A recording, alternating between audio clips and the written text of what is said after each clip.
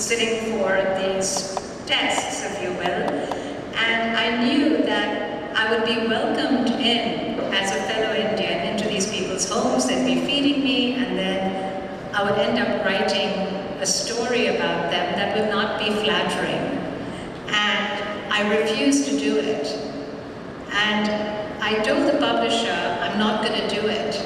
I said, partly because I looked up the statistics and I thought, if you look at the parents who were putting pressure on the kids to perform, there was one parent, for example, who had pulled out 200,000 words, who had got tutors to train their kids in Greek and Latin, and the whole family had spent a year basically helping to prep this child to win the spelling bee contest.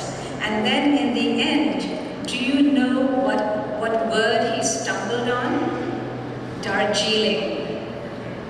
Now, when I looked at that, I was watching the video, and the parents were like, oh my God. And it's like every Indian, if you open their cabinet in the kitchen, they have Darjeeling tea. So this kid had been prepped by tutors on Greek and Latin and French derivatives of their words, but the parents had neglected to tell him about Darjeeling tea, which is homegrown. I mean, it was so basic, and it made me think, who is winning the spelling bee contest and what do they do with their lives afterwards? Do these children become geniuses? What makes for genius? And I went back several years and looked at all the winners. Now, some of them are still too young to tell because they're still in college or school, but I realized that they became doctors and they became a poet. They didn't win the become CEO of Microsoft or anything, no. So all this preparation and effort that the parents were putting in did not result in making these kids some sort of genius. So I actually began to think about what is success. And there were a lot of stories about getting to the top of the game, heads of Microsoft, head of Adobe.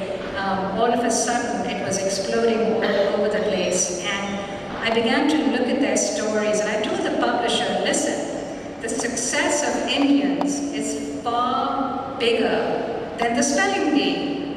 And the story I'm going to write is not about that. It's going to be about where Indians have made a difference in society, where they've changed society and moved the needle.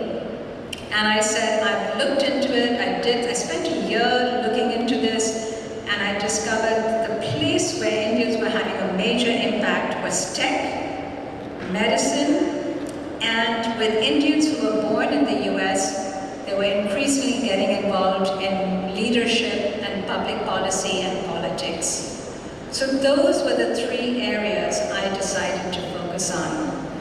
And I specifically did not do academia. I have a question from one of your faculty members, I think Narula, which asks about that. And the reason is that someone like Satya Nadella is transforming AI. In academia, no one person has transformed academia. You could argue Amartya Sen has done something in economics or whatever, but I think academia is a book that will have to be written about Indians in academia, and that is for someone else to write. They have had a phenomenal amount of success, and they've had a phenomenal amount of success in literature, but they haven't transformed worldwide literature or American literature in the way people are transforming tech, the way Indians are transforming tech or medicine. So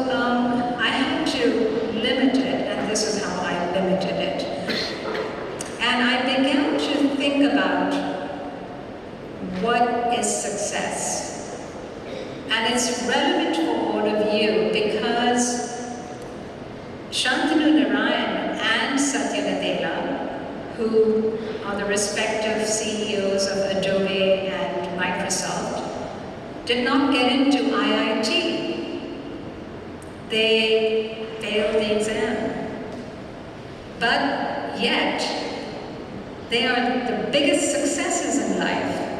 So, going to IIT doesn't necessarily mean you are going to be the most successful person. So, I want you all to understand that there are many, many paths to success. Now, the Indian Express did a 6-year survey of the toppers. And I looked at all this research that they did, and they discovered, and they interviewed various faculty members at IIT and some of these elite engineering institutions and medical institutions, and they all said that part of the problem with the parents, that sometimes the students were there not because they wanted to be there, but because the parents wanted them to be there. So, what I did found was a common denominator in the success stories of some of these people that I interviewed was that each person was highly motivated to do what they were doing. And secondly, very interestingly, I asked them this, their parents had very little to do with their career choice. Almost all of them said to me, oh, my parents actually didn't get involved with what I decided to do, either in engineering or... I think Satya Nadella was probably the only one because he had such an accomplished father who was in the Prime Minister's office, who felt his son wasn't academically performing as well as he should, put some pressure on him. And so he actually was much closer to his mother growing up because his mother just told him, I want you to be happy. Choose something that makes you happy. And he held on to that. In the end, each one of these people, when they found something that they were interested in, and in the end, Satya Nadella and Shantanu Narayan stumbled on engineering. They were so highly motivated with something that intrigued them that they were self-motivated to get to the top. So, the motivation has to come from within. You have to be passionate about what you do. Because if you're not passionate about your subject, and you're just doing it because you're following your parents' dream or someone else's dream, you're not going to excel at it because it's not your dream. So those are some of the lessons that I learned from my interviews and from talking to people. So I would urge you to read this book if you want to know how these people became successful. And the path wasn't always straightforward. Each of them had moments of despair. Each of them had moments when they thought things weren't going to work out. And each of them had a character-building moment when they felt that they had to figure out how to overcome their obstacles, and they tell you how they did it. So read the book, read the interviews, and share the wisdom that they have to give you, because they share how to become successful. And I can only say that it is a humbling experience because things are never what they seem. And you always have to have an open mind because you never know what the right way to the rainbow is. There are many different paths to getting there. So I have been I'll give you one example. Dr. Vivek Murthy, who is the Surgeon General of America, he was asked to be Surgeon General not by one president, but by two presidents, Obama and President Biden. He had a life-changing moment when he told me about that he's never told anyone, when a person came to his family and literally took away all their life savings, and he was at Harvard, and because I said to him, I said, oh, you finished Harvard in 3 years, you're such a genius, and he said, no, I had to do it because I couldn't pay the tuition for the 4th year, and I had to finish in 3 years because my family had no money, because this person came and basically was a con man and took all my father's life savings away. He also messed Vivek Murthy up, but Vivek Murthy found a solution as to how to get past that, and it's in the book. But I'm going to let you ask me questions now, because I know there are many questions, but I wanted to just give you that little overview about success and how to get there, because it's something that I know students get very pressured, and I wanted you to know that look inside yourself, see what motivates you.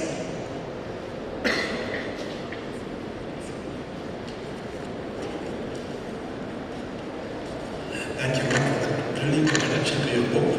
And I don't know how many of you know that she had interviewed the former President of the United States, Mr. Bill Clinton, also. And so we got a very exciting round of engaging questions and meaningful discussions. Very quickly, we'll have Mr. Professor Adarsh Vijay from the Department of Political Science to come forward. May I ask Sabri to remove the other two chairs there so that over to Adarsh.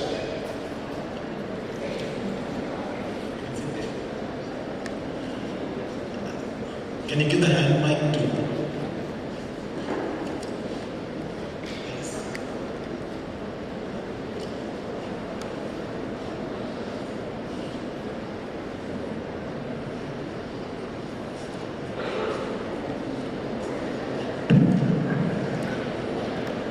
Good morning, ma'am. It was nice reading your work. It was very insightful, and I got to know really too much about the Indian Americans and literally their meteoric rise. So my question is, were you able to recognize any patterns in terms of some unexpected vulnerabilities or some struggles the individuals you have profiled have managed to undergo, which are not reflected in their public personas? That's my question.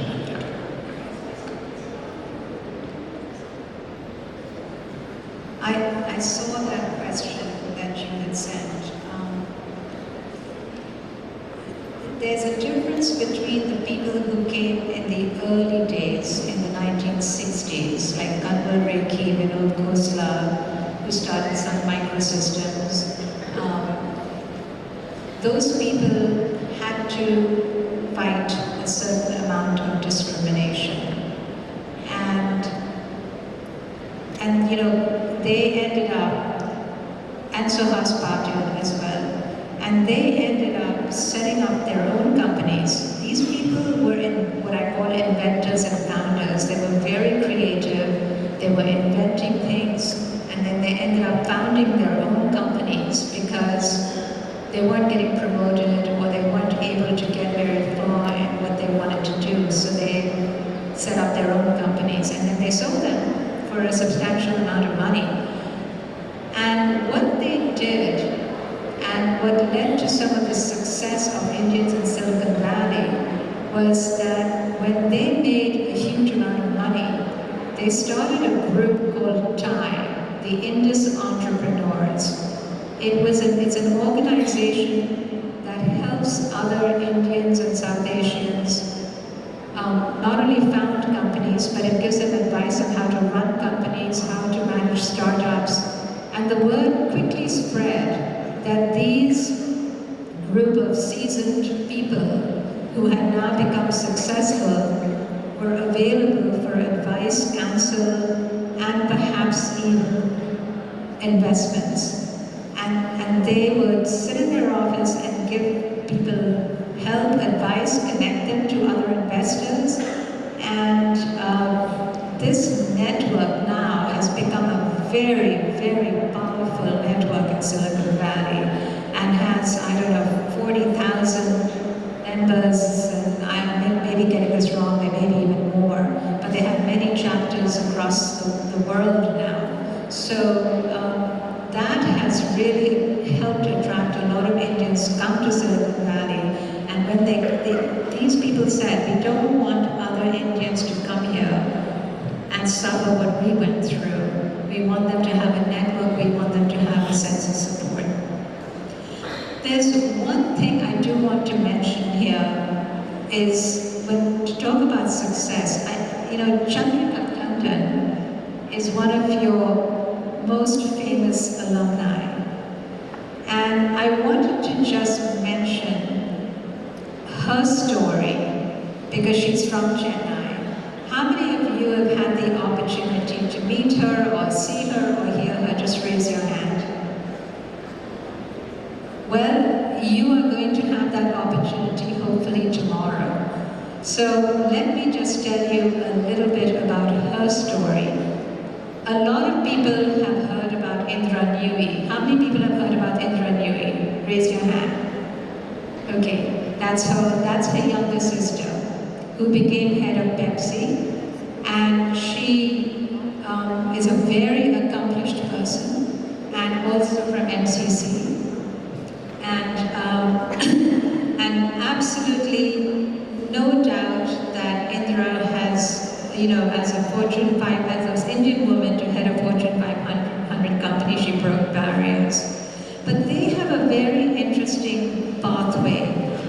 I chose on purpose to place Chandrika Tandon in the center as the genius. And I want to tell you why.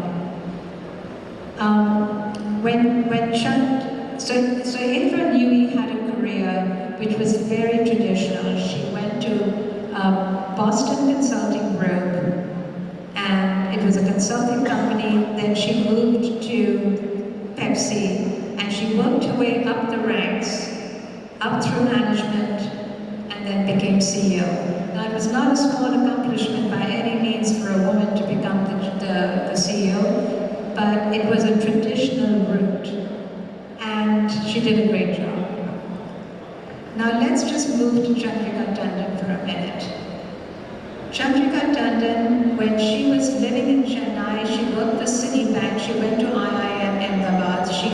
She worked for Citibank, and she invented a whole system of how to assess cost-benefit analysis that was so unique that Citibank sent her to New York to train its people there as to how to use it. When she was in New York, the consulting company McKinsey found out about her and said, we must interview you. So they started to interview her, and they were so impressed, they hired her. Within a few years, she becomes the first Indian woman partner at McKinsey. Now, most people would have said, okay, I've reached Nirvana, I'm a partner at McKinsey, I can retire for life. But Chandrika, no, she's a risk taker. She then leaves McKinsey and jumps into the dark and takes a real risk and sets up her own company, and she's wondering, is anyone going to walk in the door? I've risked everything to start my own company. She's got an office in her accountant's office, doesn't know, and then one client comes in. Her job is to restructure banks. That was her specialty. And this one person had heard about her and said that if you're restructuring your bank, Chandrika Tandon is the person, and this reference came from McKinsey. He comes in, hires her. She does such a brilliant job. The next person comes and the next person comes, and soon she's restructuring every bank, including the Bank of Brazil and BRICS and all the Chase Manhattan all the major banks you've heard of. And she's made so much money that by the time Indra Nooyi is getting to be CEO, she has not only got her own company, but she's made so much money that she said, I don't need to make any more money, I'm ready to retire. But the NYU School of Business is putting her on the board, everyone wants her on their board, and she now chucks it all up, all her not completely, she's still got a bit of a hand in the pie in her office, but she basically decides she wants to go and do her first love, classical music. And her first record gets nominated for a Grammy. So take a look at her career. She invents something at Citibank, gets noticed, and she's in her 20s. She goes to McKinsey, becomes partner, has reached the top. She sets up her own company, jumps into the top, reaches the top, restructures banks, and has become like the top honcho. And now she starts to do something completely different in music and wins a Grammy. And this year, she was nominated for her second Grammy. This month. This month she's going to be going to the Grammys. So when someone can hit the peak in every field they touch, no matter what it is, whether it's music or banking or consulting, you know, you have got to say that is genius. That is sheer genius, and anyone who's worked with her knows that she's a tough taskmaster, but she's brilliant. And I think all of you are very lucky at MCC to have her as an alumni and a benefactor. But that gives you some sense of people who are very, very accomplished, like Indra Nooyi, but people who are geniuses, like Chandrika Tandon. So that's in the book, and I just wanted to mention it because she's an alumni. And just like Abraham Verghese, who's a medical doctor at Stanford, who also went to MCC, but now is a New York Times best-selling author and has written so many books and is as well known for his writing as he is for medicine. Thank you so much, ma'am. Thank you, Dr. Adarsh Vijay from the Department of Political Science. He also specializes in international relations. Now we have Professor Hemalata, a voracious reader.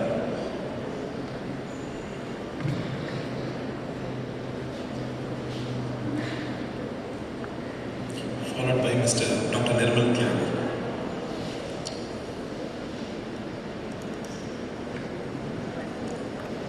Good morning, ma'am. The book Indian Genius was quite an interesting and engaging document. My question to you would be something that I'm sure you get asked often in discussions about this book. How did you zero in specifically on these professions, that is medicine, tech and public policy? You do sort of offer an explanation on the rationale behind your choice, but could you please elaborate more on it? Was it simply for practical reasons? No, I think I went through it. I think I already explained it when I got up and spoke because I got your question. So I don't think I can elaborate any more. I already said that it had to be in an area where Indians had had a major impact. And it had to be people who were transformational. And not, I mean, Chandrika Tandon, as you can see, is a transformational person. Satya Nadella is transformational. And I did not on purpose choose Sundar Pichai. Now, many of you will be wondering, well, he's the CEO of Google, why didn't you choose him? And I did not, because when AI, the phenomena of AI happened a year ago, and it shook the tech world, Satya Nadella showed immense vision. When OpenAI came into the market, it began to destabilize things, and Satya Nadella had the vision and the strategic ability to very quickly invest and buy into OpenAI. Whereas Whereas Google started to fall behind, even though two of their people who had developed AI won a Nobel Prize. But some of them, George Hinton, who, as you will recall, left Google because he felt AI was in such a dangerous place that he felt that he wanted to leave Google so he could speak freely about the dangers.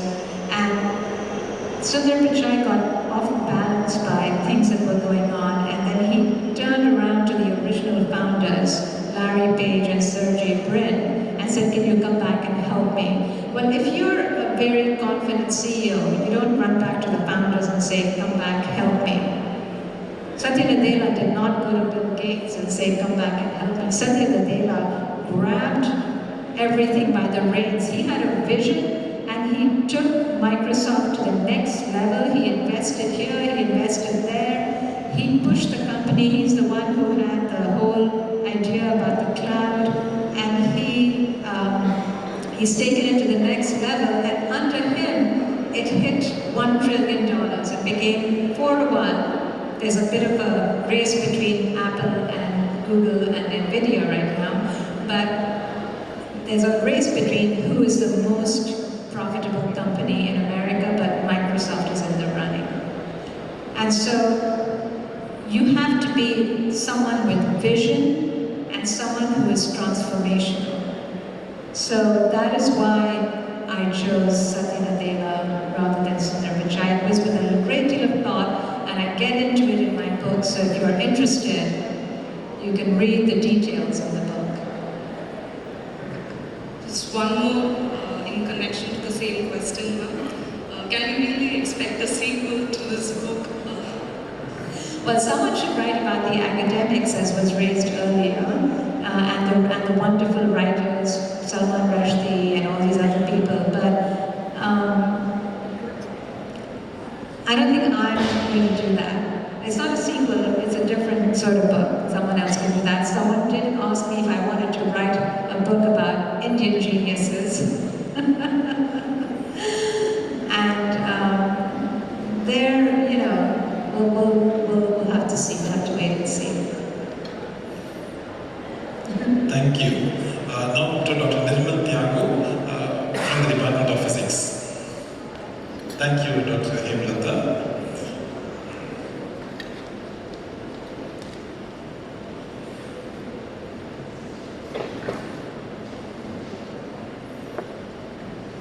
So good morning, ma'am. So already many of our latent questions were answered by your initial address.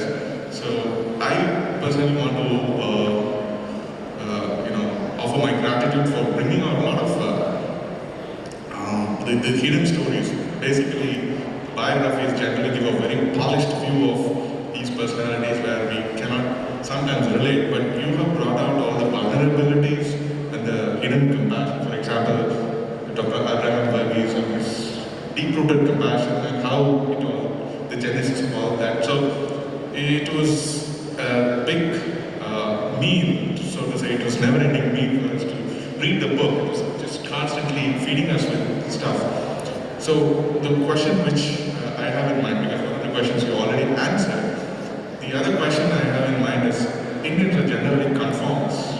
We are pressurized by parents to perform, as you already outlined in the Spell Bee contest, how Indians are pressurized. Even in spite of going to US, we are not out of that pressure.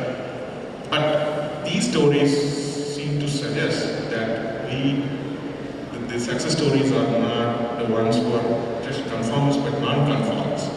So the rebels within come out and show success. It's very hard for being Indian to be a rebel who will go walk out of the way home. So how do we reconcile this contradiction? Well, it is definitely not easy. So you have constraints of family because Indians have been brought up with a sense of collectivism. You know, credit accrues to the family, honor accrues to the family, getting into a good university, marrying the right person, it's all part of a family situation. And breaking out of that, even not having a job, being unemployed or a failure is a disgrace for the family. But those are not necessarily the people that are going to become the most successful people, because you have to be willing to take risks. One of the things that I found was common. Each of these people, let's take a look at Chandrika Tandon, who came from a very traditional South Indian background. Her mother wanted her to get married. She had to go on a hunger strike to be able to come to MCC and to go to IIM. So she pushed barriers to do what she wanted. So you have to be willing to stand up for what you want and take a risk. The other thing that I found that was quite interesting, except for one person, every single person married someone of their own choice.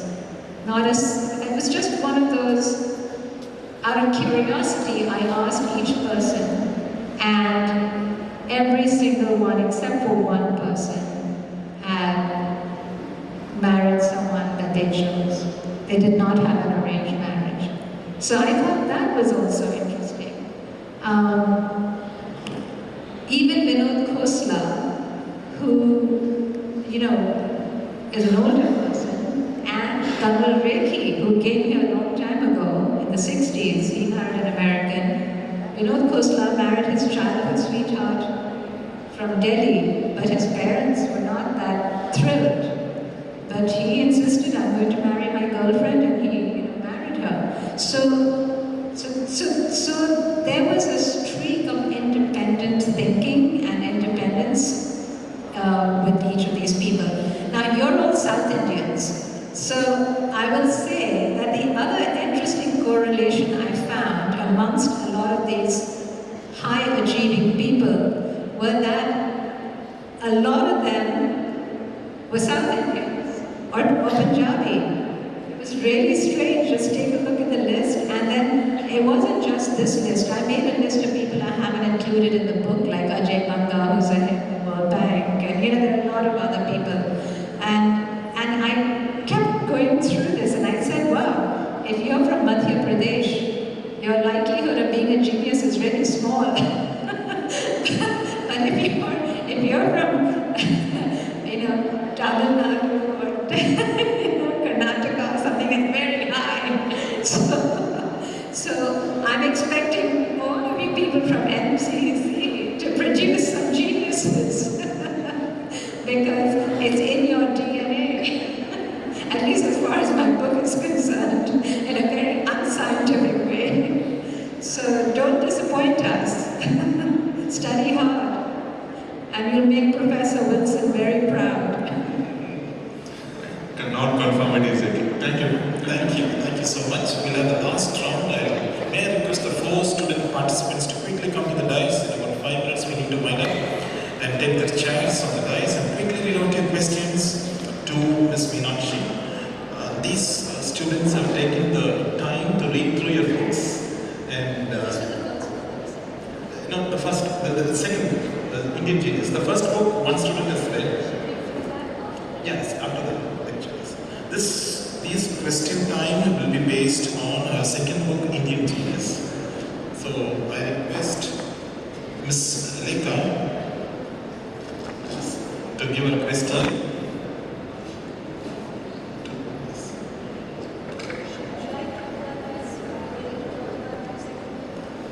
Yes, you can.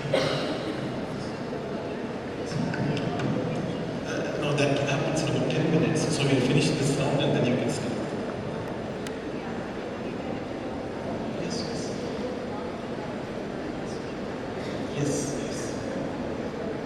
Yes. Or we can have because we are running short of time, we'll have that of this one ask later, and just ask Lekha to read out the questions. I see the Department of Political Science eagerly waiting to come to the dais. Nick. Good morning, ma'am. So, as someone who has lived in the US and returned here, I know the cultural differences personally, ma'am. So, my question is, I'd like to ask you about the differences between the first generation who immigrated there and the second generation born and brought up in the US.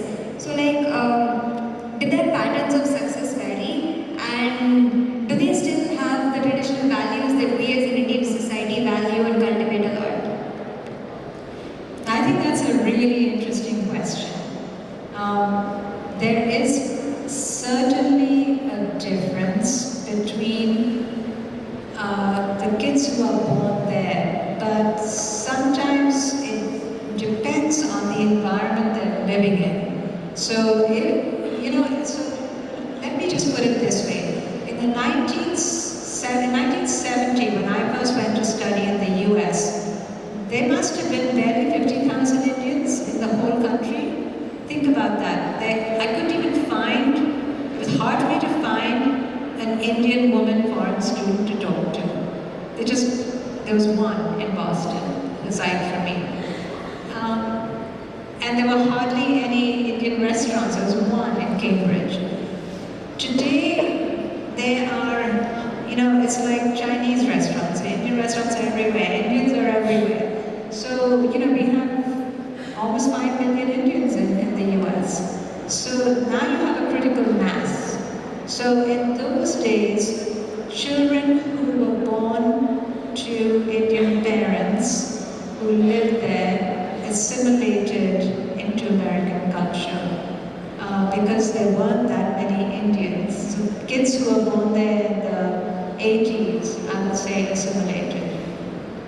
I think the kids who are there now, a lot of the people who came during the tech boom in the 90s and 2000s, and their kids are being born into environments where they have big groups of Indian families and they all hang out with each other. So they're still within that Indian environment, all these spelling bee kids. One of the reasons that they have picked the spelling bee platform is because Indian parents coming from India are so used to competing for everything that they didn't want their children to become soft. They wanted their children to learn how to compete in America. And they thought Indian kids in America are just too soft. So they thought the spelling bee would teach them how to compete. And they created within the Indian community spelling competitions to prepare them for the big national spelling bee. And every weekend they were sending their kids to these community spelling bee championships because it was a lot of other Indians and they felt it kept them out of trouble, it kept them occupied and kept them competitive. So I think today's kids who are born there, it sort of depends. You have more liberal-minded parents or people who've married Americans whose kids assimilate. And then you have other people, so it's quite varied. But now you have a critical mass of Indians, and they can maintain their culture. The other thing is, in the 70s, it was very expensive to come back and forth to India. There were no cell phones, there was no communication. It took me 3 weeks to send a letter home, another 3 weeks to get a reply. Now you're on FaceTime, 24/7, you're on WhatsApp, and there's no communication gap. So everyone can stay in touch with their culture. So I don't think it's that much of a problem now. And everything is global. I mean, what you're seeing in the internet here, all the students here, you're seeing the same thing as any American kid over there. You're all wearing the same jeans, you're all wearing the same clothes. So you're playing the same video games. So I think that those things have disappeared. I think those problems have disappeared. Thank you. Now to Ms. Ranjita. You can read out your question and followed by Catherine also. All three of you can read out your questions because we are running short of time. Ma'am will take those questions together. Good morning, ma'am. I take this privilege to ask you this question. Yes, ma'am. So your book highlights how trust or lack thereof has been written in the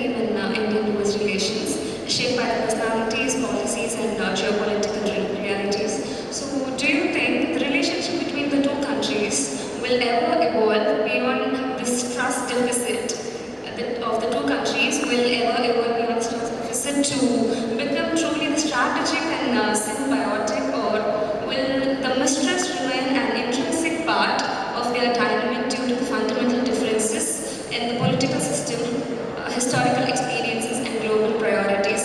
And on what conditions or shifts do you think would need to occur to bridge this gap meaningfully? So this is a question that I think we need to address in the next session. Yes. So over to the next person, Catherine. Good morning. So my question is a little bit more generic. In the sense, I just wanted to take the time to acknowledge that such a full circle moment to interview the interviewer. And so in that sense, as I was reading through your book, do you have a pre-interviewing structure, and how do you narrow down the plethora of information about a specific person, and how do you ask them? And in addition to that, does your questionnaire change over the course of the interview depending on the responses that you get?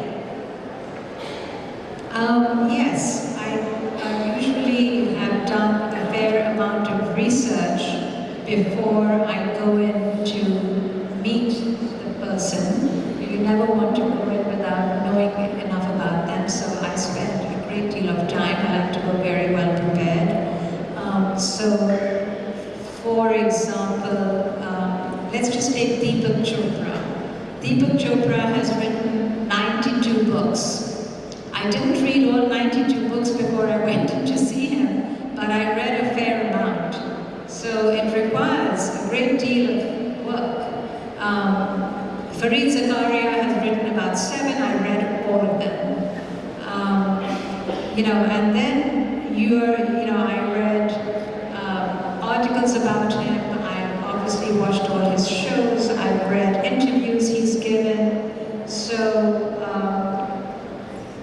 pieces he's written before, so I know about what his views are on foreign policy.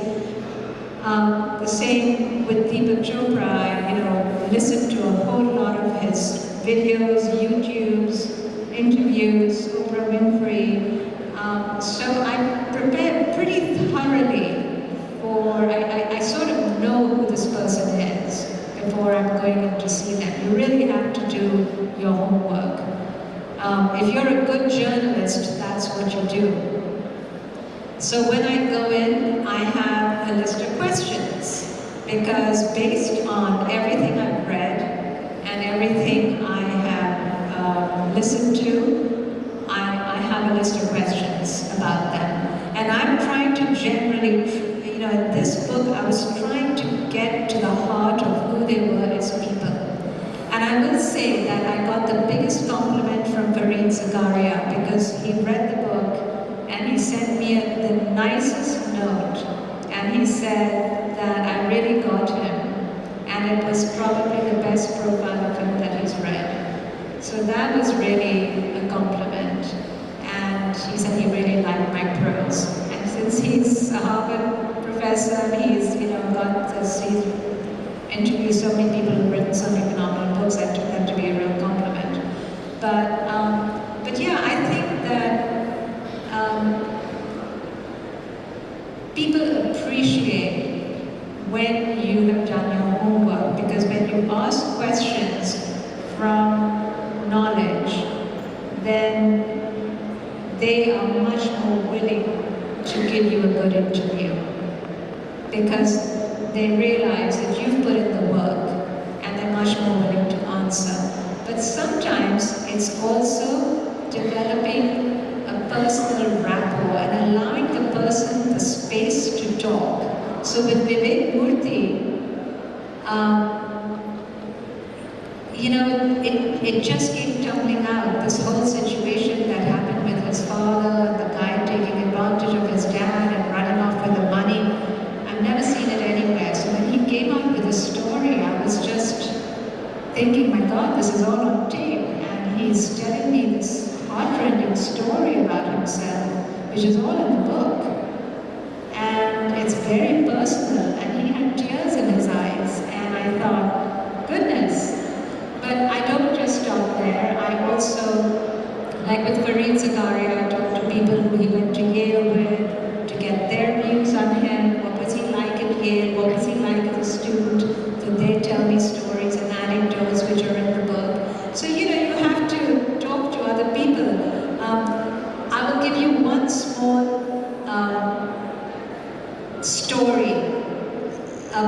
Deepak Chopra that convinced me to include him in the book. I was talking to one of my friends from the Washington Post, a guy called Rajiv Chandrasekharan, who was the Washington Post national editor. And I said, well, I haven't decided if I wanted to put Deepak Chopra in the book because, I'm not so into all this meditation, this stuff. And he said, you must put him in the book. And I said, why? He said, let me tell you a story. He said, I was driving in the hills of Virginia, reporting on a drug bust with a real redneck, white supremacist, Trumpian sort of policeman guy. And he said we were driving in this rural area and we were doing a drug stakeout. He says, when I was a reporter for the Washington Post, we were doing a drug stakeout. And this kind of crude policeman, what does he do? He puts in a Deepak Chopra tape in the middle of the hills of Virginia. And I'm like, what is going on here? And he said, oh, I listened to Deepak Chopra because he's changed my life. And Rajiv is saying, he changed your life? How did he change your life? He said, oh man, I'm getting a divorce from my wife, and I'm in a fight in the law courts, and he said, and I do these drug busts and they're so stressful. He said, my life is a mess. And he said, but when I listen to Deepak Chopra, I settle down and he gives me direction and I feel calm. And Rajiv said, if Deepak Chopra can cut across, he's not just catering to wealthy women in Beverly Hills, he's also helping people in the rural hills of Virginia. Someone you wouldn't imagine would even have heard of Deepak Chopra. He says, this guy is cutting across the board, across caste, across, race. You have got to have him in your book. So I just thought that was a very convincing story. Thank you, ma'am. Thank you, ma'am. To the last question by Mr. Sabri. Can you do it quick? This is from... He's got a matter of trust. Oh, he's not. Then we will have to the next one. Right, thank you. Now we have copies of the book available. Indian Genius is available here. I thank the publishers, HarperCollins. They are giving us a special student discount also. A must read for 2025 because it's not only about following the money or succeeding, but it's mostly about how not only you survive but thrive, excel because of the transformational impact that you create to the American soil. So with that we come to the end of this wonderful and informative and rewarding Fireside Chat. A big round of applause to all the eminent participants today. That brings us to the end of the program. Over to Professor Narula. Thank you. And I'd like to say, if anyone wants their book signed, I'll be happy to do it after the session.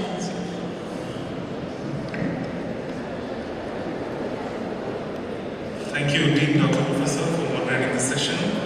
Thank you, ma'am, for your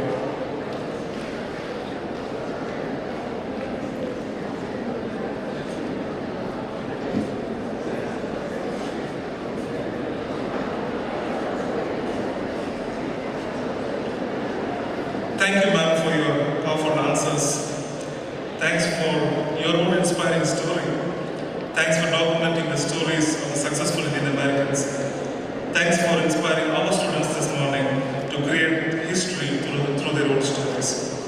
Friends, as informed by Dr. Rufus, there is a counter there and the books are up for sale with special discount for the day. Okay, so it's available there for the price of rupees 800. And we've come to the end of the first session this morning. I'm going to request the Department of Political Science to take over. I request the dignitaries, our principal and the head of the Department of Political Science to kindly occupy their seats on the dais. Over to the MC, Dr. Vidya of the Political Science Department.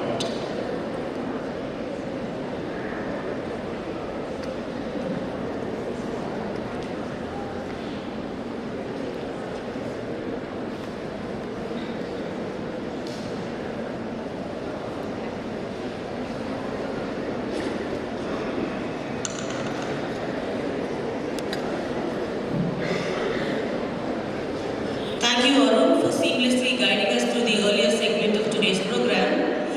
we move to the final segment of the day's proceedings, the Dr. M. Abel Endowment Lecture. To begin, I invite our Vice Principal, Professor R. Sridhar, who also serves as the head of the Department of Political Science, to introduce and speak a few words about Dr. M. Abel, the former principal of the Madras Christian College.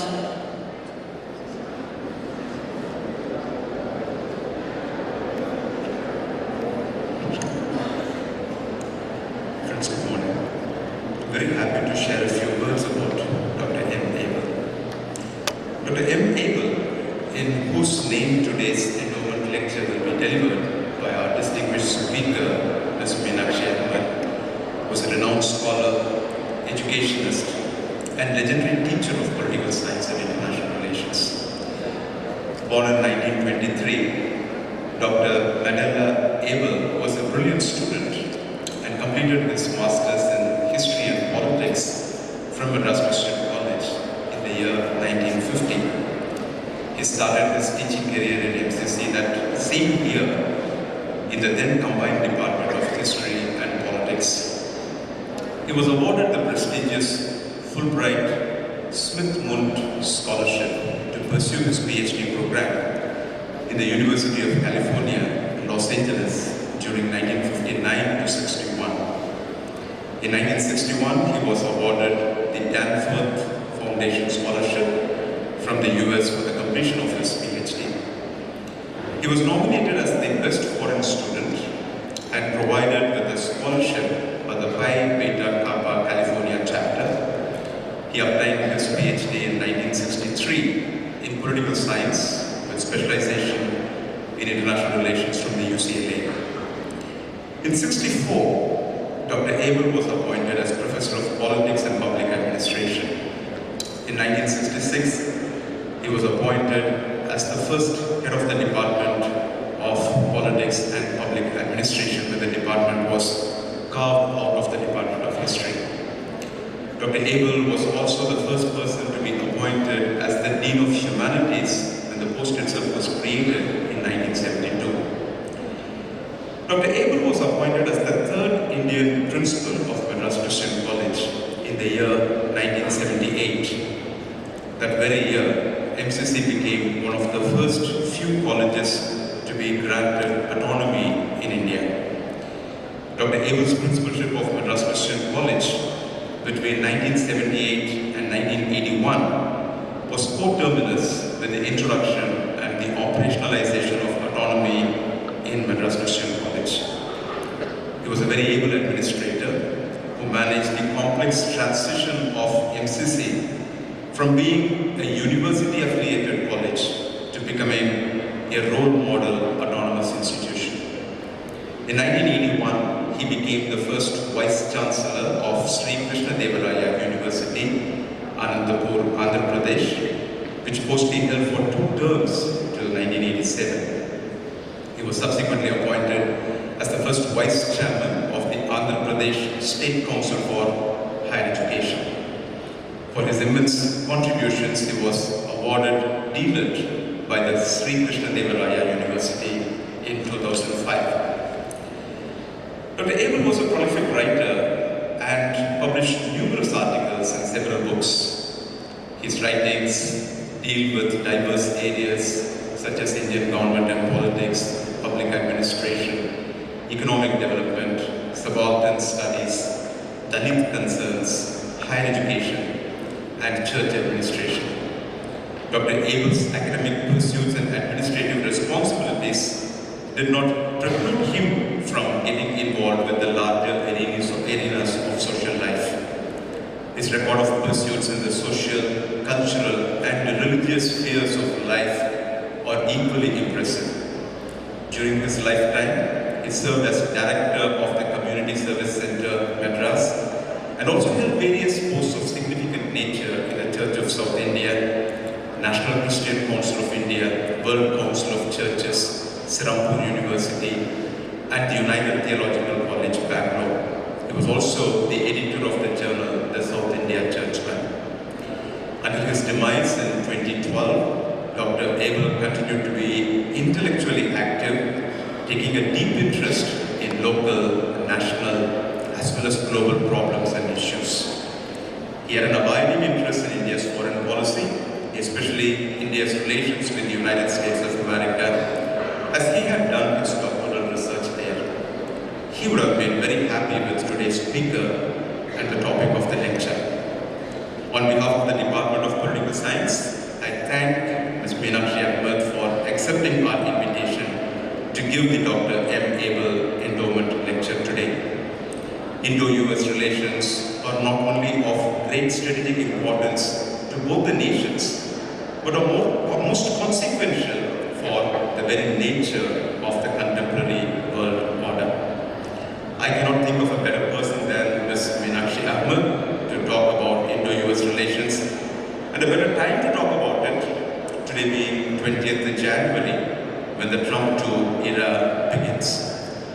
As a token of our appreciation, we have a memento for Ms. Meenakshi. I request our principal to honor our guest with a memento.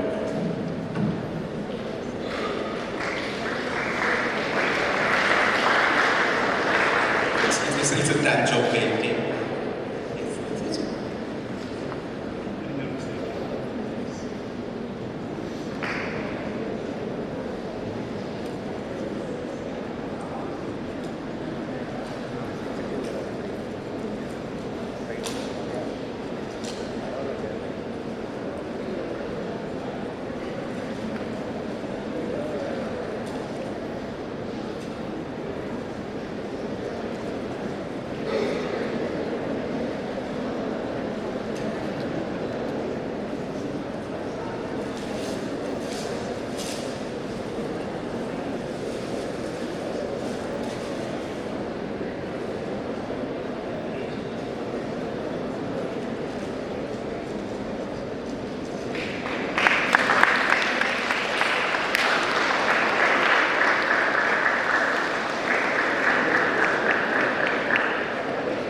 Thank you, sir.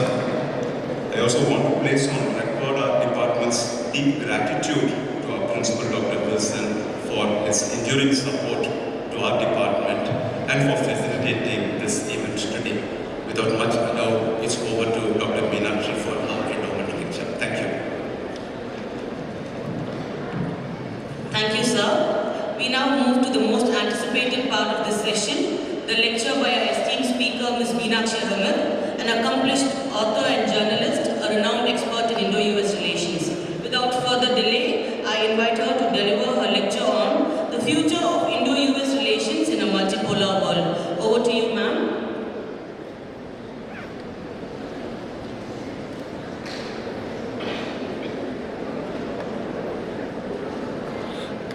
Thank you so much. This is a great honor for me to be here to give this inaugural lecture. Foreign policy is my first love, and I've spent years writing about it. A Matter of Trust, my first book, took 10 years to write. And the reason I decided to write this book is that when I worked for NDTV, and I was reporting on US-Indo relations or writing and working from America, every time I needed a reference, there wasn't any. There were hardly any books written at the time in the 80s and 90s about the US and India. Today there are several, but at that time there were very few. So there was an information gap. And so I decided, when I found the time, that I was going to fill this. And it took me 10 years. And why did it take me 10 years? It took 10 years because I went to every presidential library. I went through everyone's memoirs, letters, the Nehru Library, CIA cables, all the communications, and that is how long it takes. I did interviews with just about as many people who were the principals involved in the negotiations on the India side and the US side. From Stroke Talbot, who was Deputy Secretary of State, to Shyam Saran, who was Foreign Secretary, Shankar Menon, who was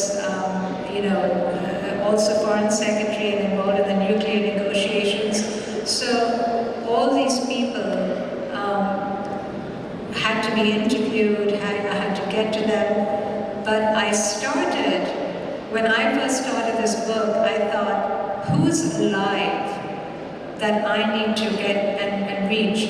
And I looked at JFK, Kennedy, and I thought, a lot of the people in Kennedy's administration have died, but his speechwriter, Ted Sorensen, was still alive and in his 90s. And I managed to get an interview with him, so I started with him. And he died 6 months after he gave me the interview. So I really reached back and got just about every prominent person I could. And on the Indian side, I looked to see who was alive during Nehru's time. And B.K. Nehru's wife. B.K. Nehru was one of his first or second or third ambassador to the U.S. And his wife was still alive, and I went up to Chandigarh. She's a Romanian, and she was a foreigner who married B.K. Nehru, but she was still alive, and she told me all these stories about their time in Washington and the negotiations, etc. So if you really want to thoroughly research something, you've got to do the legwork. And the reason I've chose the name A Matter of Trust, and I know that you're going to ask me that question, so I'm going to partially answer it now. And it is because the first 50 years of the US-India relationship was marked by suspicion and mistrust. And it took a great deal of doing to shift that. And I'm going to tell you a little bit about why this is. Not every one of you has had a chance to read this book. It's 600 pages, and I don't blame you.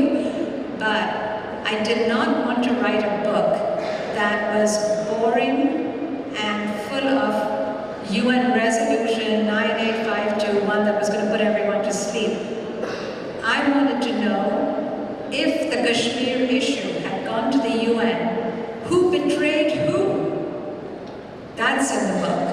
Not the details of UN Resolution 50291. I mean, it's the most boring thing on earth, and that's what a lot of people write about. And I was like, my God, that's going to put you to sleep. But what actually happened behind the scenes?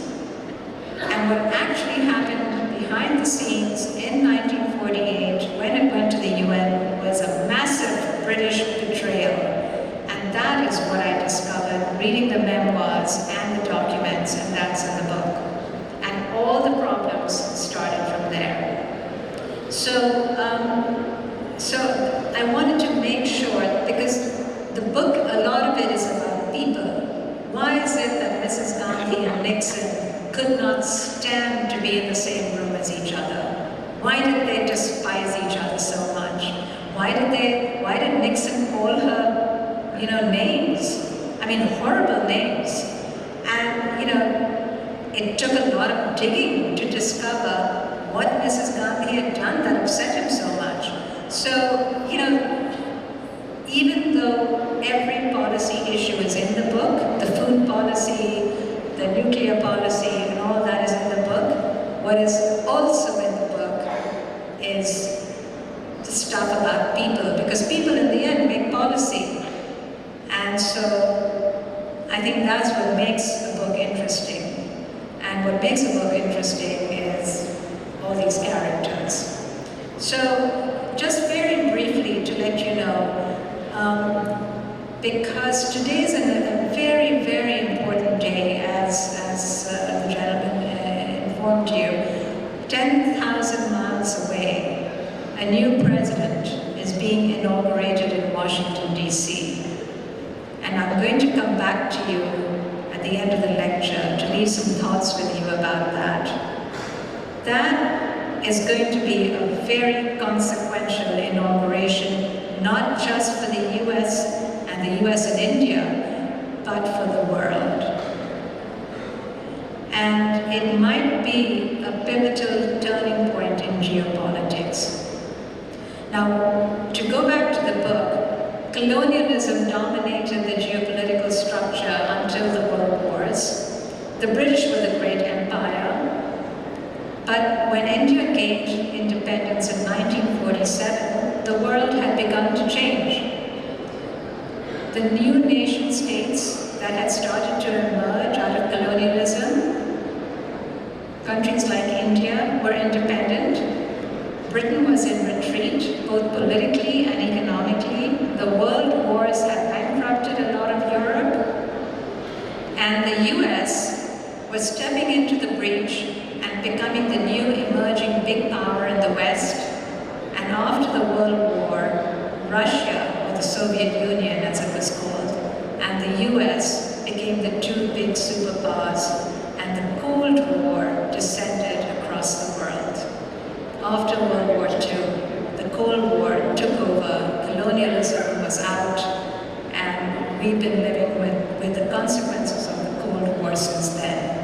So just as India becomes independent, the Cold War settles down, and the US is very busy setting up an architecture of alliances to assert their power and contain the spread of communism and to become influential in what they considered was unity against the evil empire, which was the Soviet Union. Now their attitude was, you're either with us or you're against us. And Truman was narrow-minded, and John Foster Dulles was a very moral man, was moralistic. Nehru was India's first prime minister, highly educated, philosophical, erudite, and he felt India is not going to now come out of a colonial power, having thrown off the British, and immediately yoke itself on to America and another Western power. No, he wasn't having that. He wanted India to be independent, and he opted for non-alliance. It was a strategy that was supported by the opposition and his government, and everyone in India agreed on this policy. He also firmly believed that there should be corridors of neutrality in the world where negotiations could take place, and he wanted to offer India up as one of those corridors of neutrality. But as far as Truman was concerned, and John Foster Dulles was concerned, because Nehru had opted for non-alliance, they considered him not with them, and therefore in the opposite camp, and they thought that he was sucking up to the Soviet Union. So, right then and there, the mistrust set in. And a couple of important things happened. A couple of good ambassadors from the US were sent to India, and unfortunately the British tried to intervene and twist and turn the Americans against Nehru. And as fate would have it, other hotspots in the world demanded attention, and Truman and other people moved these ambassadors to these other hotspots. So the ambassadors that Nehru got along with were sent away, and in their place came some people that were not that great, and so the relationship suffered. So I'm not going to get into too many details, but I'm going to give you one small example of how it went. In a conversation, a private conversation, President Truman told a justice of the Supreme Court that he did not trust Nehru. And he said to him, "Oh, you're going to India. I want you to go meet that man Nehru and come back and tell me if he's a commie." So the justice goes to India, meets Nehru, has wonderful conversations with him about the Constitution, about philosophy, very impressed with Nehru, comes back and tells the President that Prime Minister Nehru is no more a communist than you are now, you or I. Well, President Truman absolutely explodes in anger, and he said, "That man was a commie if I ever saw one. I can smell a communist a mile away, and that Nehru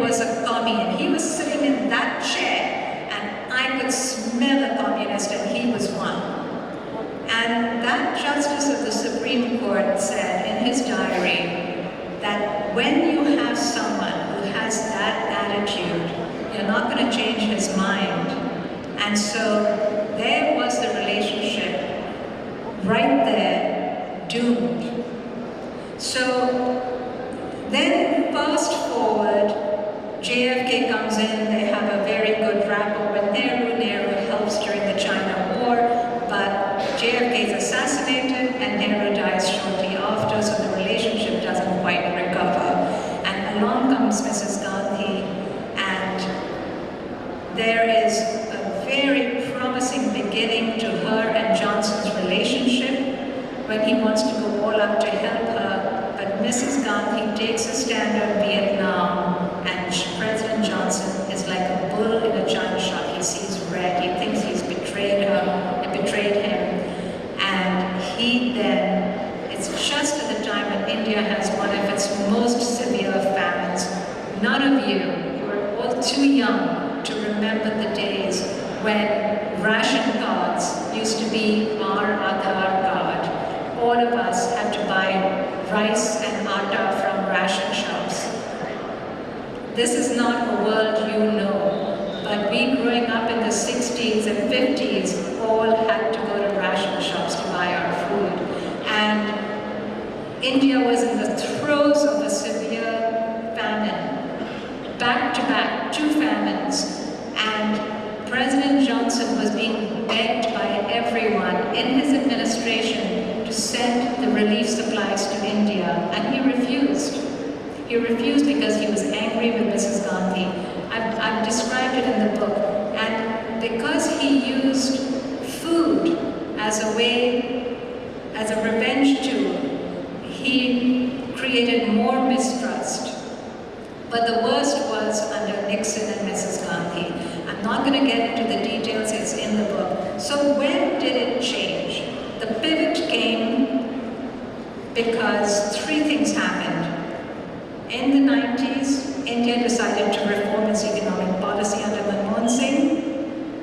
India started to emerge as a global power, and the Indian diaspora in the US became powerful and demanded good relationships with India. So these 3 things were very helpful, and then in comes Bill Clinton, who's very pro-India. Now Bill Clinton wasn't able to do anything about it until right at the end of his term he sent Strobe Talbot, who has a very good relationship with the BJP government, with just one saying they start negotiating on nuclear issues. And on Kargil, when Kargil happens, he comes all out in favor of India. The first time that the US steps in and instead of favoring Pakistan, comes down fully on the side of India. The BJP is not ready to accept that. They're like, oh, we're not sure we can trust this guy. India has never been reliable, so how do we know they're not going to change their mind? And Bill Clinton turns around and tells his aides, these guys aren't ready to believe us. They don't realize we actually like India. We think India is a reliable party here. And we don't trust Pakistan. And we are actually on India's side. How do we convince them? Bajpai was not about to be convinced. Anyway, it took a while, but in comes George Bush, out goes Clinton, and George Bush says, what is it going to take to convince the Indians we want to be partners with them? He recognized, George Bush had a lot of failures in his administration, the Iraq War, Afghanistan, 9/11, but he recognized early that China was not a friend, but a threat to the US. And he said, we need someone there that's going to be a friend, and India is going to be our friend. And so he decided he wanted to have an alliance with India. And they said, yeah, but you know, we have a terrible relationship with India. All his team told him, it's a terrible relationship. The Indians don't trust us. We can never talk to them. It's a horrible relationship. And he said, find out what it's going to take.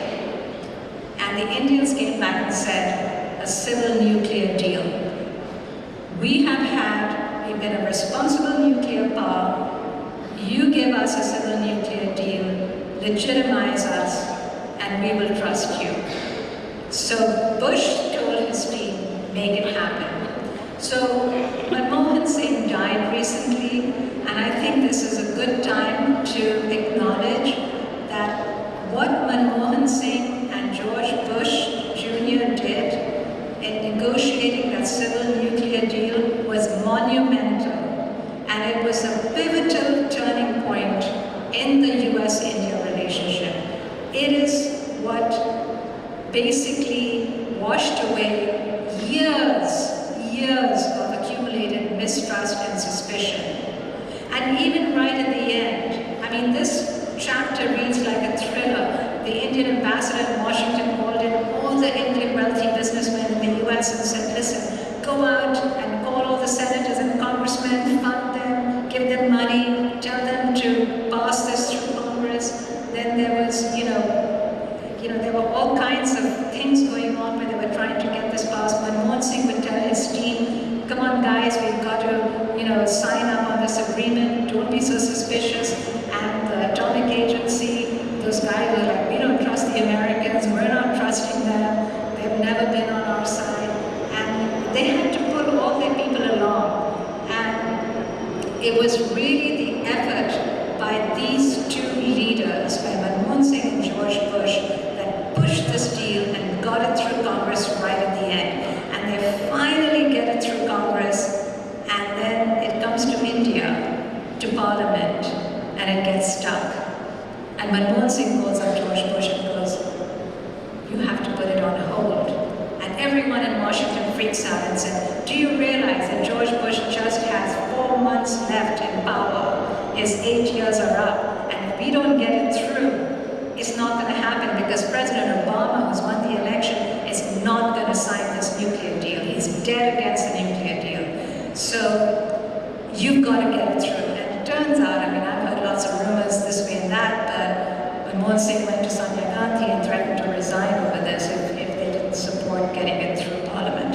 But anyway, it all got done. It's a real story. They had to, the night it got done and signed in Parliament, they raced to Geneva to get the nuclear supplies group to approve everything. The Americans locked the entire international team in until everyone signed. The Chinese wouldn't sign, and they actually kept the Chinese in until they signed the deal, but it was done. And that passage of that deal, the cooperation that it took, not just between the President and the Prime Minister, but between their teams, and everyone saw how hard everyone else was working towards getting this done. And I spoke to many of the principals on both sides. It really transformed the relationship and was the basis of what is today a pretty solid US-India relationship.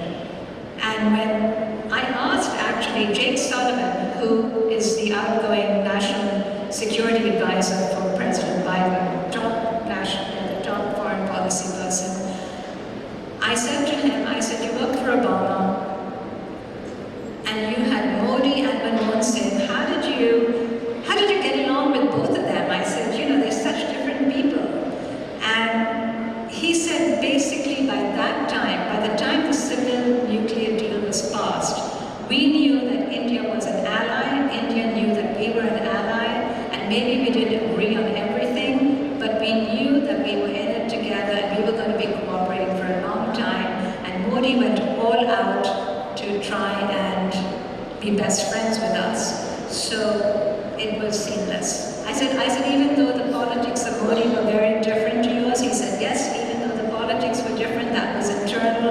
On foreign policy, we were aligned. So that was the very quick sort of run through of the book that goes right through when Trump comes in. So why do I say that we need to watch what's happening today in Washington, D.C.?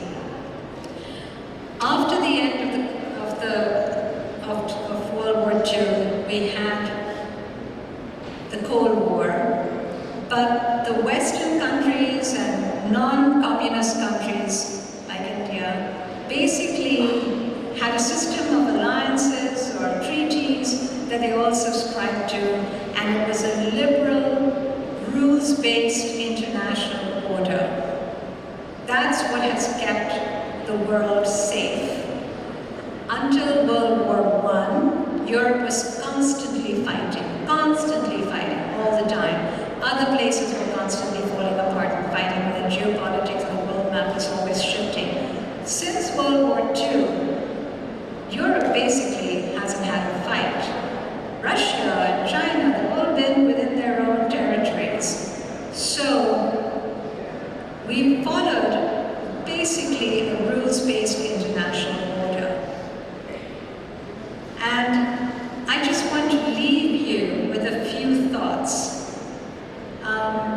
We have been seeing the decline of democracy in several countries recently, in Hungary, in Brazil, in different countries around the world, in Venezuela, and we've seen an upsurge in strongmen, dictatorships, and in Trump 2.0, in the first phase of Trump, he had a lot of traditional people that were in his government, and yes, it was a revolving door. Some people lasted 3 days, some people lasted 3 weeks, and people were constantly being fired and hired, but he still had reasonable people in the administration that kind of kept things in a certain conformist way. Today, all bets are off. Also, he never won the popular vote last time. Today, he doesn't have a landslide, but he's won by 52% and he won the popular vote. And the US seems to have slid towards a right-wing, very Trumpian mentality. So one, what does it mean for India? And two, does this mean this is the end of a liberal, rules-based world order? Trump has begun to display wolf warrior behavior in the same way that the Chinese have begun to flex their muscles and assert themselves in this last decade in the South China Sea, and in every other way they've been challenging the US everywhere, and they're no longer playing second fiddle. They think they're a superpower, and they are very much a superpower. They have invested heavily in their military. Every time they feel like it, they push across the border in India just to let us know that, they can do what they want. And for the first time in US history, a US president has openly talked about taking over territory that doesn't belong to him. Trump has been talking about buying Greenland. He's been making jokes about Canada becoming the 51st state. I mean, these are all unthinkable in any other regime. So everyone is asking, is this just the talk of the sort of madman's conversation, or is this real? Is this someone who's senile and getting old, or do people really believe it? Is free press over in the US? People are so intimidated right now. You see the whole of the tech community, Mark Zuckerberg and all these people going and sort of bending the knee and giving him millions of dollars for his inauguration. What does this all mean? Nobody quite knows yet. And I'm going to be forwarding some podcasts and some articles to the political science department, and they will be able to share it with you. But I want you all to seriously keep your eye on the ball, because we may be at a pivot point globally, and we may be shifting out of Cold War to a new war, to a new sort of world order, which is no longer based on the rule-based order and the architecture of alliances that the US counted on keeping everyone safe in the world with NATO and with, ASEAN and all these other alliances that they had, because Trump doesn't believe in them. And if the leader of the free world doesn't believe in them, then everything breaks down. And then what do you really believe in? So I actually think that we're could certainly affect India relations, not just small things like the H-1B visa. There's a big fight going on within the Republican Party about immigration, with Elon Musk and the tech community wanting skilled people, and a very strong group within his base and in his administration, Stephen Miller and the people who were the architects of his policies, who are pro-white, racist, and do not want any immigrants. And they're planning on deportation starting tomorrow in Chicago. So I'm not sure where all this is going to lead, but if Trump's first term and the chaos is any guide, I think we're in for quite a bit of chaos and drama. So keep your eyes out, because it's bound to affect and ripple through the world. And I think that if you believe in freedom of the press, and if you believe in democracy or democratic principles and all the things that you sort of take for granted, then these things are always worth fighting for. Don't sleepwalk your way through it because you're worried about your next exam or you're worried about, your next job. Because if you don't have it'll be too late. It took Hitler only 53 days to subvert Germany and democracy. So I would just say, I don't want to be an alarmist, but I think it's worth being vigilant. Because what Trump did in his first term was he changed the culture of the country and made it more divisive. And so it's worrying about what he could do the second term when he has so many loyalists surrounding him and he has all the instruments of political power behind him.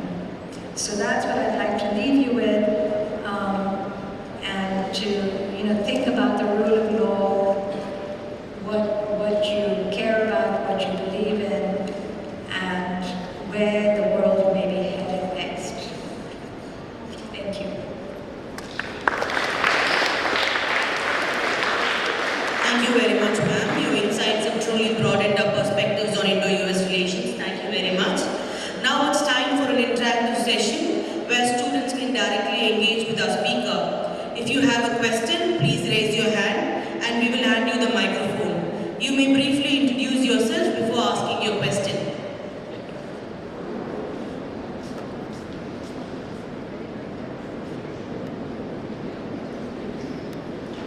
Hello, I'm Sabrina from the B.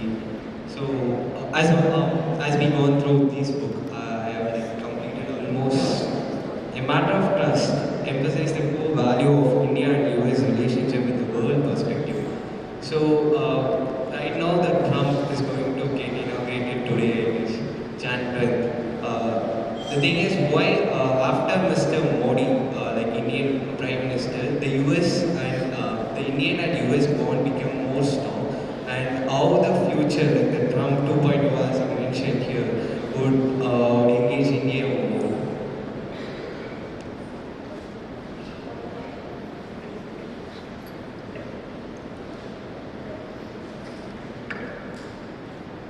I think that as long as China is a threat, is a global threat, and is aggressive, and under Xi, it has been aggressive, and that's not likely to change. I believe that India is going to remain a critical and important part of America's defense strategy. So I do not, whether it's Prime Minister Modi or anybody else, will not make a difference. I don't think it's the man so much as the strategic alliance and the geopolitics that determine this. And I think so India is definitely going to be and remain important to the US strategic alliance. Mr. Modi has been very effective at handling Trump. Trump likes flattery and he's been very good at managing him. So there's no question that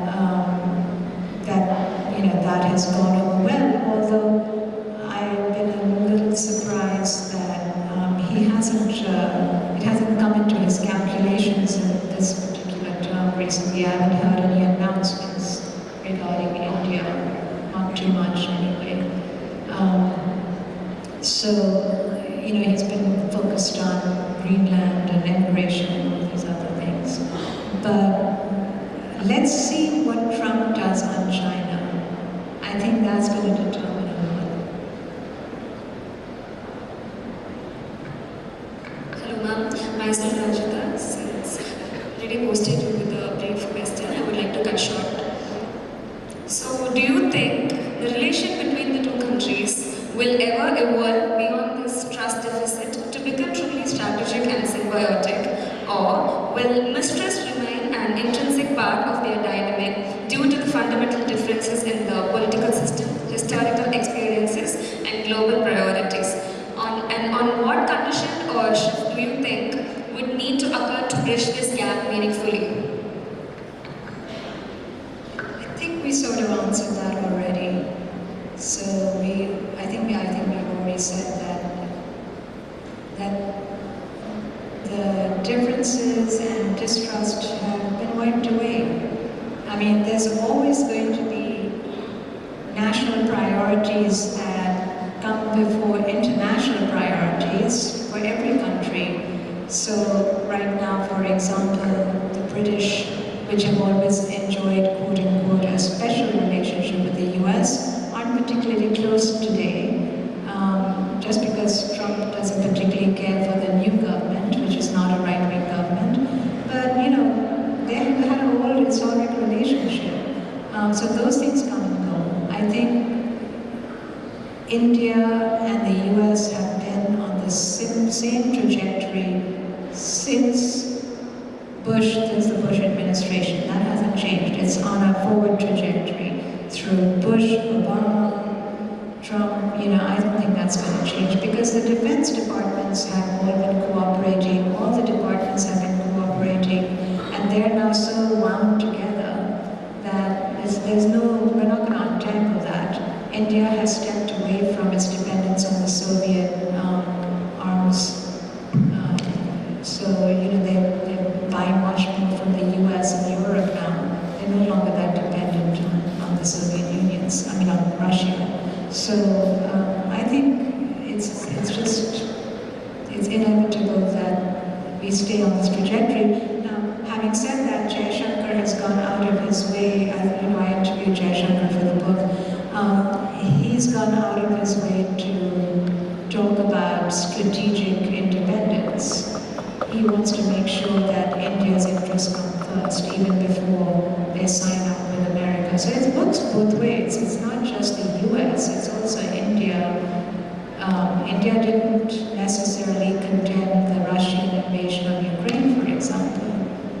And they haven't followed lockstep in America's footsteps on everything. So India has its own interests.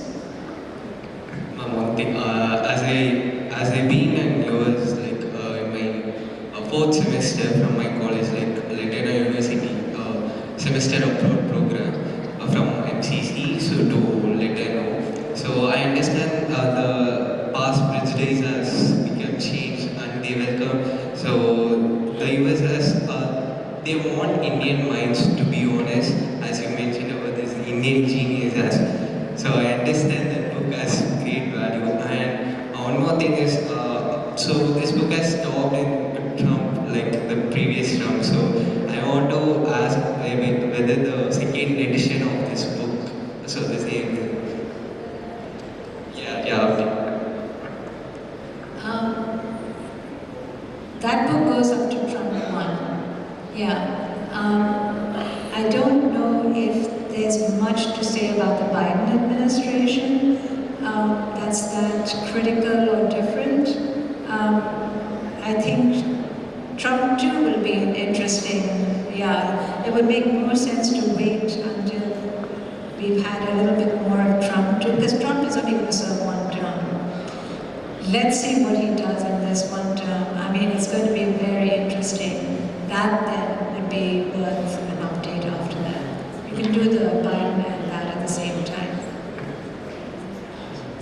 Thank you so much, sir.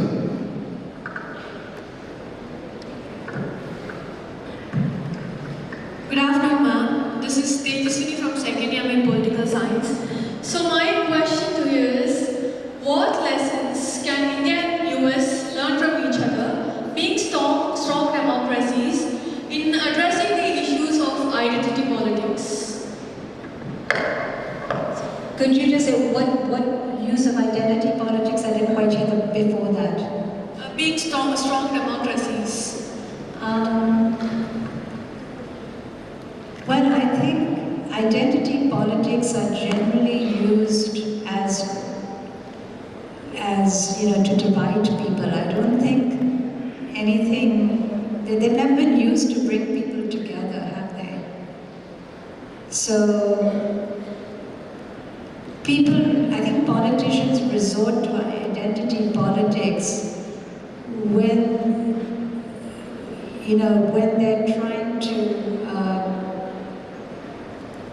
they're trying to push forward. It's a negative rather than a positive, in my view. It's not an inclusive, it's an exclusive way of managing people. But if you are in charge of representing a whole country, isn't it your obligation to be inclusive and include everyone? I mean, I don't think that identity politics are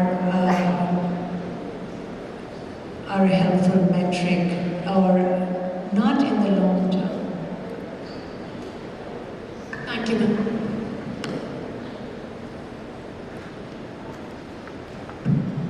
Hello ma'am, I'm Sandhya, a second year undergraduate student pursuing political science. First of all, thank you for the great lecture, ma'am. You truly left me with so much anticipation for President Trump's second tenure. That brings us to my question. What does President Trump's second tenure would mean to the quadrilateral security dialogue, especially talking in the context of Indo-Pacific region? What would President Trump's second tenure would mean to what? The quadrilateral security dialogue, especially in the context of Indo-Pacific region in particular? What would Trump's second tenure mean to which context? Quadrilateral security dialogue, the Indo-Pacific region, ma'am. For domestic relations or international relations? International relations. I think the jury is out. As I said, it's too early to tell right now. It's really, I'm not in the prediction business, because today is day one, and your guess is as good as mine. The man is very unpredictable. And right now, we've already seen that within his own party, there are factions developing, people are jostling for power. And he's got an inexperienced Secretary of Defense. And he's got, luckily he's got a good Secretary of State, at least we know that, who's had some experience. But it's hard to tell, how this is all going to pan out, to be quite honest. He has made promises to the country about inflation, and if he starts slapping tariffs on everything, that's going to disrupt a lot of things for countries, including India, including China. It's going to have global repercussions if inflation takes off in the US, because you can slap tariffs on a country which has unemployment, but the US is at full employment right now. You slap tariffs in a country which has got full employment, and you are asking for inflation, and you're asking for trouble. And that could get globally exported.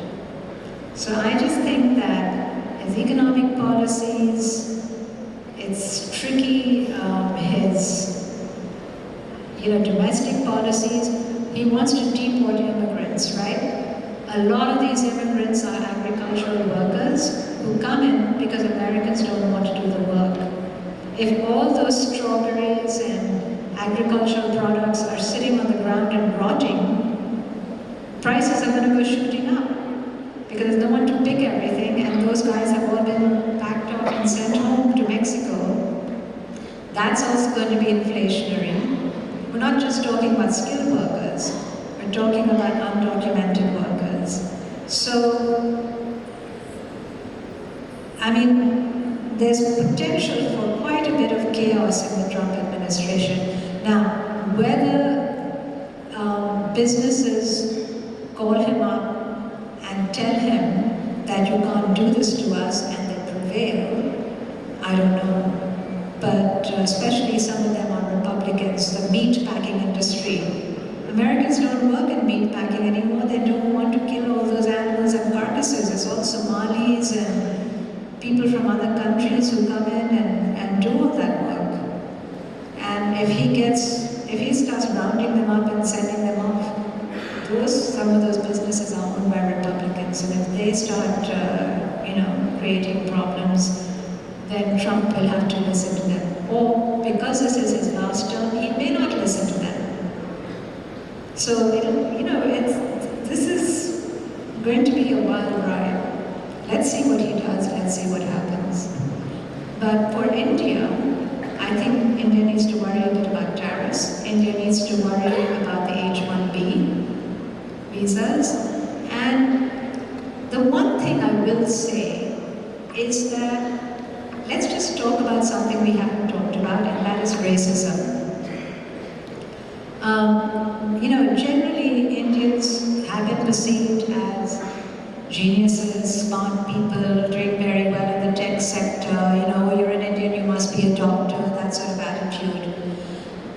But recently, I heard someone in his administration say, we don't need any more tech Indians. In America, it was built by white Americans. We don't need Indian invaders. So someone said that. And Elon Musk countered that argument, saying no, all these, Vivek Ramaswamy countered that argument, saying that's not true. These people have really helped, and blah, blah, blah. I see that Satya Nadella, Sundar Pichai, they're all being very quiet and staying out of the fray. They've all gone to meet him at Mar-a-Lago, they've all gone to pay their respects, but they're being very quiet.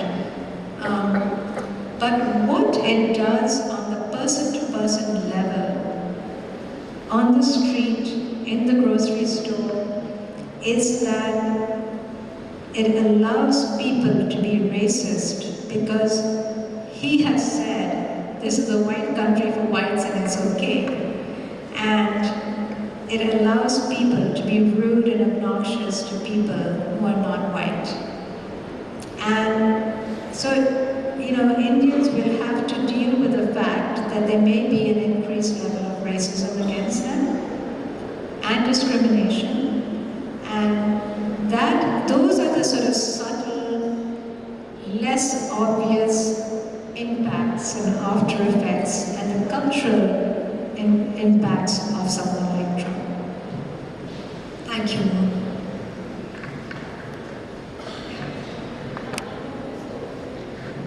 One last question, please. Good morning, ma'am. I'm Ashish from First MA Political Science. My question is that the global dynamics are changing a lot with China arising as a superpower, and we see there are multiple conflicts going on in different regions at the same time, be it Southeast Asia or the Middle East or something like that. So, ma'am, how does India and US come to a same middle ground in reconciling? Because currently the defense tech sharing is very less between India and US than compared to Indo-Russia defense sharing. So where do we find this middle ground? Well, India has stayed out of the controversy, let's just put it that way. They've kept a very low profile in the middle, except where their citizens have been involved, where they've tried to get them to safety. But in the Middle East, India's never been that heavily involved. The Middle East has been very much a US issue. If you're talking about the Ukraine, that's a US-Russia issue. India, didn't take a stand on it. The US was very disappointed that they didn't. I mean, they had students there, they got them to safety and all that, but India's basically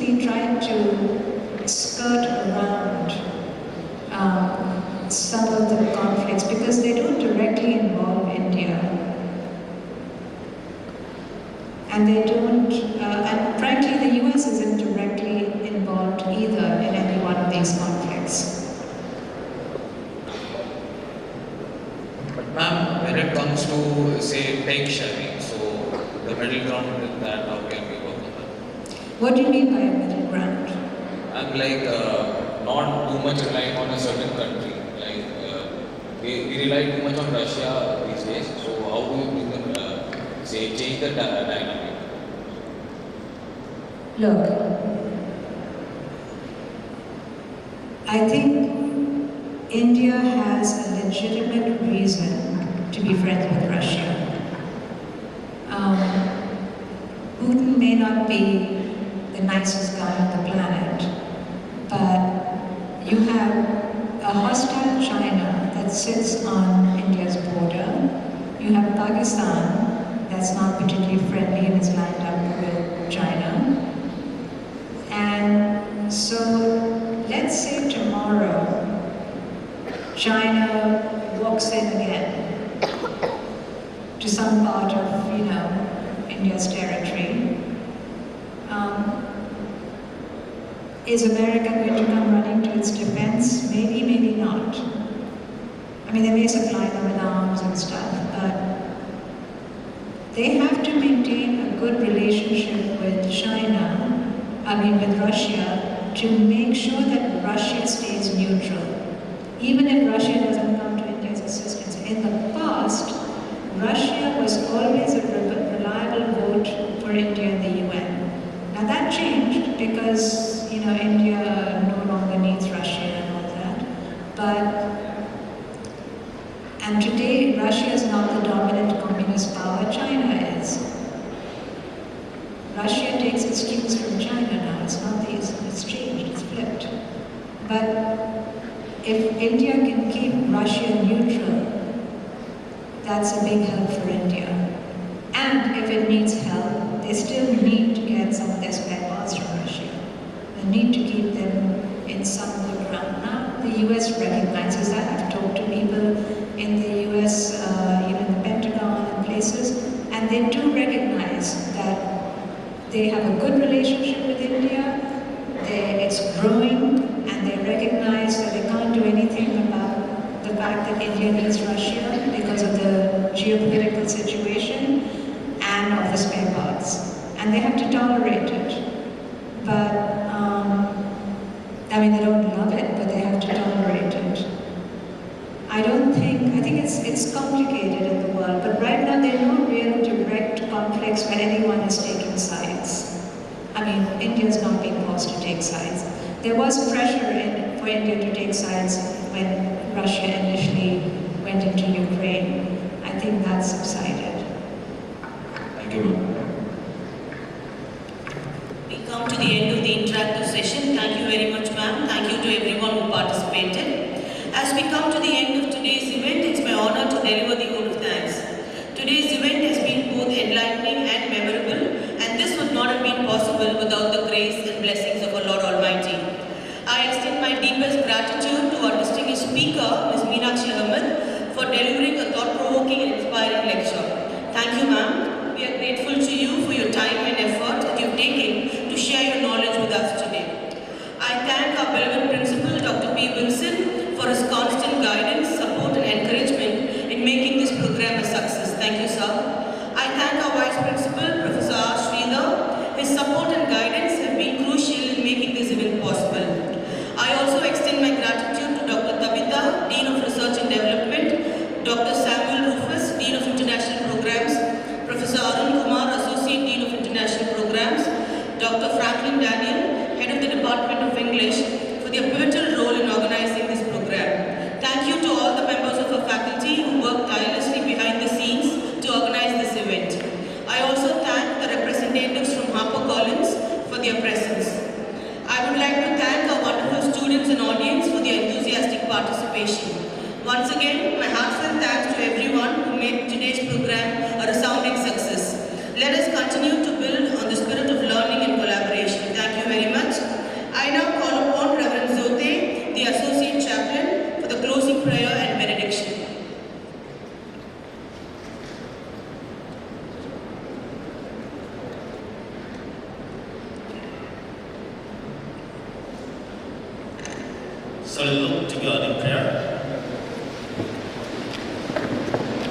Let us pray. O God, our Heavenly Father, we thank you for all the blessings that bestowed upon us till today. We thank you for giving us your beloved daughter, Meenakshi ma'am, in our midst. We thank you for sharing her various experiences and her motivational speech that enrich our knowledge.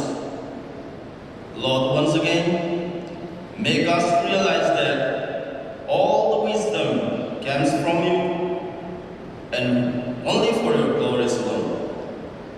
As we come to the end part of this program, may the grace of our Lord Jesus Christ, the love of God the Father, and the sweet fellowship of the Holy Spirit rest and abide with you, now and forevermore. Amen. Thank you everyone. Have a great day ahead.